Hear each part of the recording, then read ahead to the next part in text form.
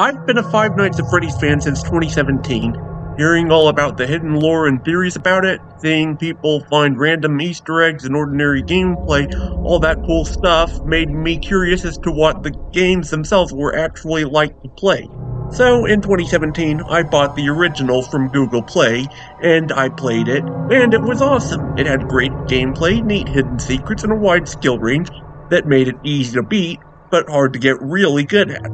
First 6 nights were easy enough, but it took me a lot of tries to beat 420, and it was super satisfying when I finally did. Since then, I've played the same game on Steam, Xbox One, and Nintendo Switch, and had the same fun as always.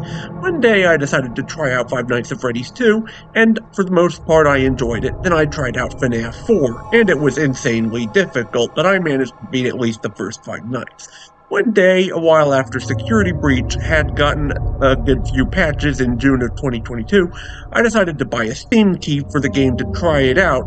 So, when I got my Steam Deck a few months later, I got a full playthrough done, and I had a lot of fun with it. Since then, I've played every game in the series, except for the spin-offs, FNAF 3, the mobile game Special Delivery, and the 2 Help Wanted games, especially since one of them just came out.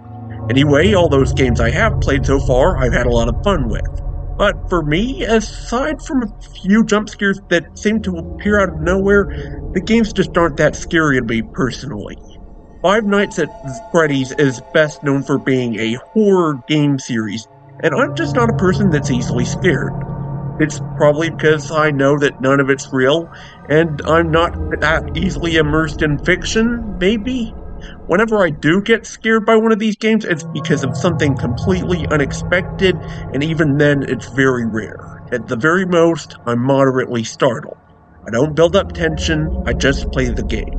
And when I make a mistake and a jump scare doesn't happen right away, I know it's coming, so it doesn't scare me.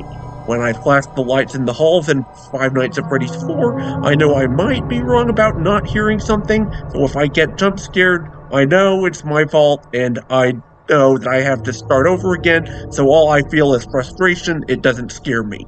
I'm just not scared of the series, but that's completely okay. I enjoy Five Nights at Freddy's for a lot more than just the horror. If I just enjoyed Five Nights at Freddy's for the horror, I wouldn't enjoy it at all. The gameplay is consistently good across the series, and the games are consistently easy to learn, hard to master, especially the older Click Team titles.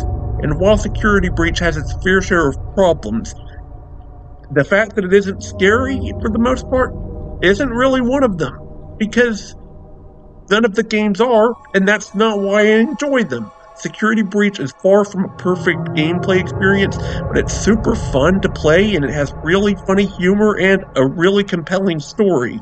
Plus, it has a good few creepy moments that do freak me out, but to be honest, I don't really feel the best when I do. Like I said, very rarely happens, but I don't like it when I do get scared by video games. To be honest, Security Breach probably scares me more often than any other game in the series does, which is very confusing, I imagine, since most people find Security Breach the least scary game in the series. But, to me, it's an amazing open-world experience, and Ruin has an excellent linear progression system and engaging gameplay loop. And so, I actually just enjoy both of those games a whole lot. I don't need to find the series scary to enjoy it. I just enjoy playing the games, looking at the story, watching people theorize about the story, and the atmosphere and the characters and the charm are all amazing. Like, it's amazing how all of this was created by one man in a last-ditch effort to make a successful game working at a dollar store. And I applaud Scott Cawthon for creating such an amazing series that has influenced my life in such a way. Anyway, that's all I have to say, so stay safe, stay cool, and I'm out.